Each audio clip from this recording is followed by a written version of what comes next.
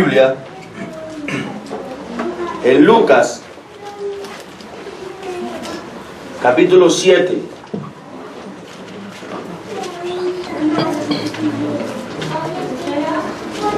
Lucas capítulo 7, versículo 7.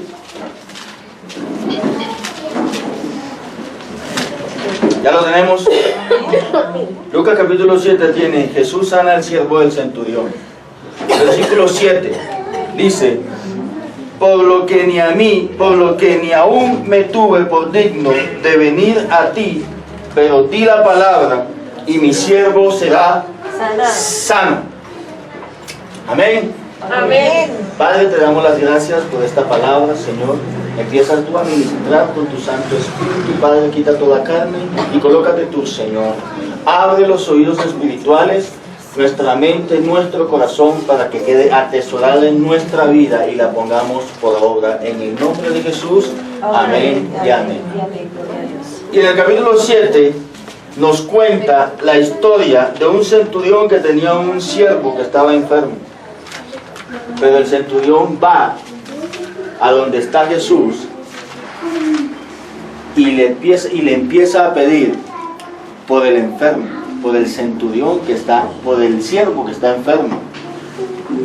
Y Jesús llega y le dice: bueno, vamos. Y él dice: no, porque no soy digno de que tú vayas a mi casa, pero di la palabra y hecho está. Y más adelante vemos donde le dice: porque yo también tengo hombres amando, y si yo le digo vaya, ellos van; si yo le digo cojan, ellos cogen; si yo le digo ve, ellos van y lo hacen. Solamente di la palabra y será sano. Y se maravilla Jesús cuando le dice: ni aún en Israel he visto yo tanta fe. Y así fue, el siervo fue sano. Hoy vamos a aprender de las formas en las que tiene Jesús de entrar a nuestra casa. Nuestra casa, nuestro cuerpo y nuestra casa como familia. Y una de las primeras formas es por medio de la palabra, que es la más fuerte. Jesús entra a la casa del centurión, de un centurión romano, y sana a un siervo, porque el centurión fue y le pidió solamente que dijera una palabra. O sea, el centurión tenía fe. Sabía de que a pesar de que él era un romano, había un hombre que solamente abriendo su boca los milagros eran hechos. Ahora dígale usted al Señor: Señor, por medio de mí, Señor, por medio de mí, el milagro es hecho en mi casa. Por medio del centurión, el milagro fue hecho en el siervo del centurión que estaba enfermo. El milagro fue hecho en la casa. ¿Ya? El centurión fue y lo pidió. Ni siquiera estaba pidiendo por él. Pidió por otro. No estaba pidiendo un favor por él. Fue y pidió un favor por una persona a la que él quería bastante. Y estaba en la casa enfermo. Entonces se lo imagina ya con fiebre y todo. De pronto ahí con escalofríos. Fiebre. Pero el centurión le dice: solamente di la palabra y hecho está. Dígale al Señor: Señor, di la palabra. di la palabra, Yo la creo. yo la creo, Y tú la haces. tú la haces. El problema es cuando no creemos. El problema es cuando el Señor da la palabra y no creemos.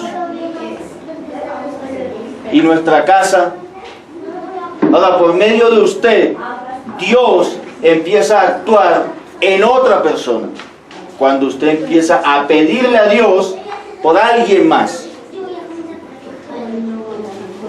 Hay veces nos enfocamos solamente en nosotros, en lo que queremos nosotros, y se nos olvida en lo que los demás necesitan.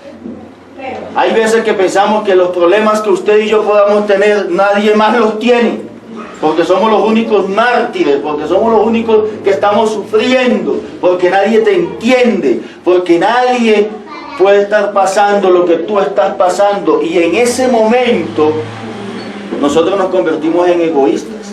Porque hay personas que están pasando por situaciones aún más difíciles. En medio de esa dificultad, usted puede ser bendición para otras personas. ¿Ah?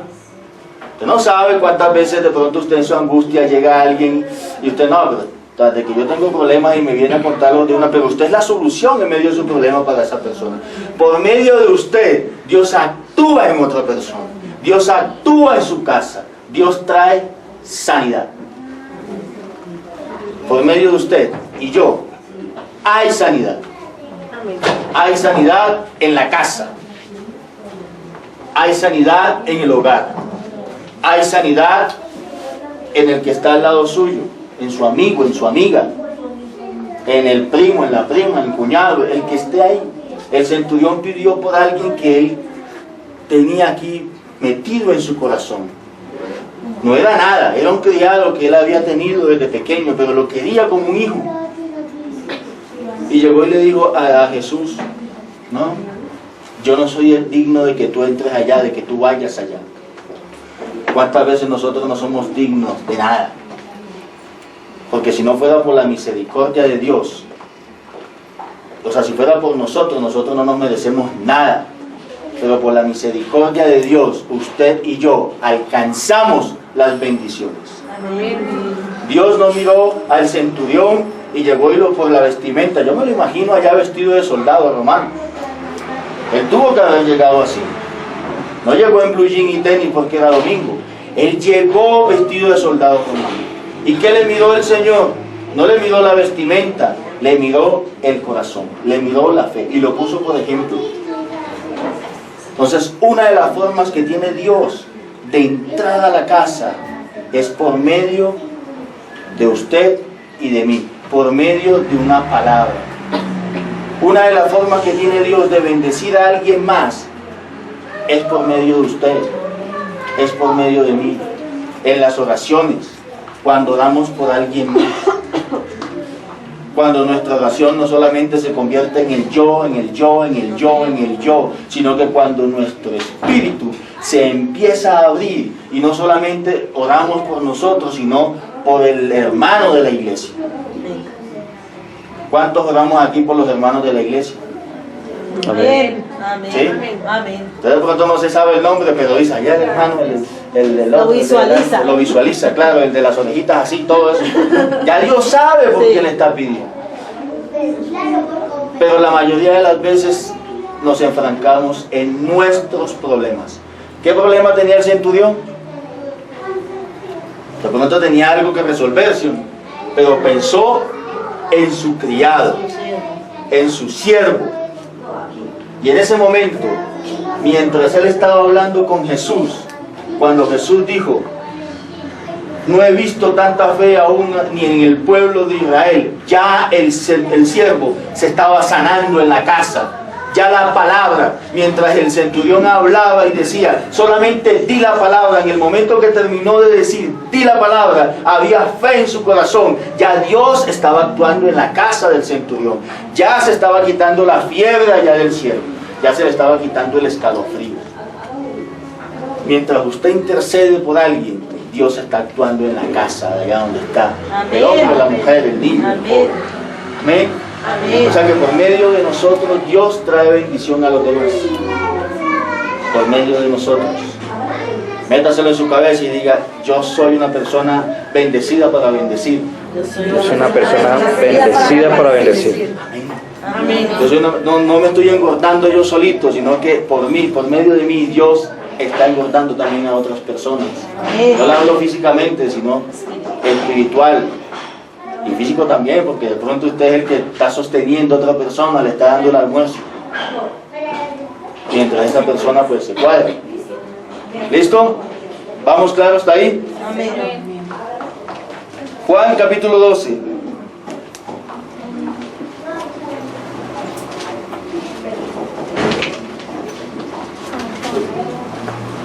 Juan capítulo 12.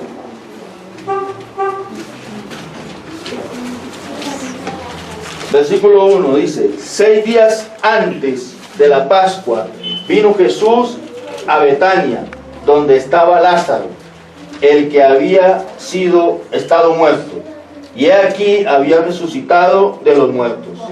Y le hicieron allí una cena. Marta servía y Lázaro era uno de los que estaban sentados a la mesa con él. Entonces María tomó una libra de perfume de nardo, de mucho precio, y ungió los pies de Jesús y los enjuagó con sus cabellos, y la casa se llenó de olor del perfume. Cuando Dios entra a tu casa huele a perfume celestial, al aroma de Dios.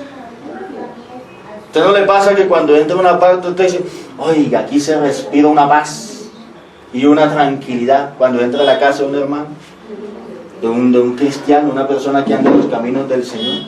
Oiga, y que esto es tan amañador, no quisiera irme para mi casa. ¿Pero por qué? Porque está la presencia de Dios y huele a perfume, huele a olor fragante del Señor, huele a la presencia de Dios. Dice que llegó a la casa de Lázaro, el que había estado muerto, el cual le prepararon una cena a Jesús allá bien bacana y todo, y Lázaro estaba sentado a la mesa con Jesús. Ahora dígale usted al Señor, Dios, antes estaba muerto, porque se habla de que Lázaro, el que había estado muerto, ahora estoy vivo, sentado en la mesa contigo, Señor. Amén. Amén. Antes, cuando Lázaro estaba muerto, estaba ya metido en su hueco, y Dios, Jesús, resucita a Lázaro. ¿Con qué? Con una palabra que le sale de su boca. Cuando llega y le dice, Lázaro, sal. Solamente fue una palabra que salió de la boca de Dios y fue hecho el milagro. Lázaro se levanta de la tumba y después comparte la mesa con el Señor. ¿Sabe qué es estar muerto? Cuando estábamos en el mundo, estábamos muertos.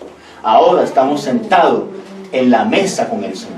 Amén. Ahora estamos comiendo con el Señor. Amén. Ahora ya hemos sido resucitados de la muerte. Ya estamos en vida con el Señor. Amén. Amén. Y entra María con un perfume carísimo. Carísimo en ese entonces, era lo más fino. Y se lo echa a Jesús en los pies y con el cabello seca sus pies. Y ahí es donde la casa se impregna del perfume de Dios. Dicen los estudiados que era una ramera. Dicen los que saben más que yo. Pero igual, cuando entra Dios en la casa, hay vida, hay perdón,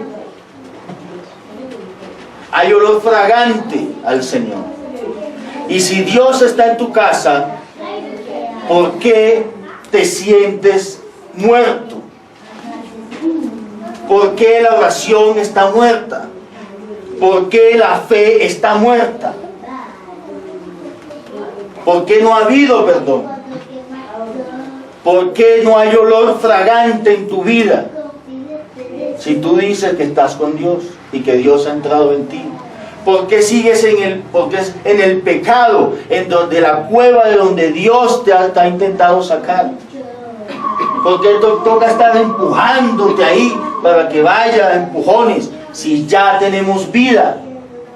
O sea, si hay vida en nosotros, ¿por qué nos seguimos comportando como antes? ¿Por qué seguimos tan tercos? Si Dios entra a tu casa y da vida, da olor fragante. ¿Por qué tu casa todavía huele a pelea? ¿Por qué tu casa todavía huele a alegones? Hijos contestando mal, padres peleando con los hijos, mujeres peleando con su esposo, esposos cascando a las esposas. Si ya Dios está entrando en tu casa, ¿por qué no hay olor fragante? Yo no le voy a decir que no van a haber dificultades, claro que sí. Pero Dios se tiene que empezar a quitar si Dios está entrando en nosotros.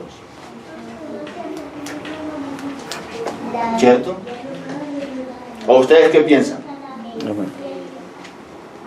Si somos olor fragante, dice la Biblia que nosotros somos olor fragante para Dios.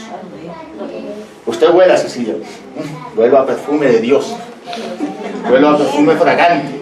Usted coja el pelo, las mujeres así, huélase, así se lo haya bañado con Ariel, no importa, usted lo huele a olor fragante, huele a perfume de Dios, porque es Dios el que está entrando en nuestra vida. Y cuando Dios entra, todo lo demás va saliendo. Uno se demora más que otro, pero todo lo demás va saliendo, porque la casa empieza a oler fragante, a perfume. Ah, y se quedan callados, ¿no? Les está hablando el Señor.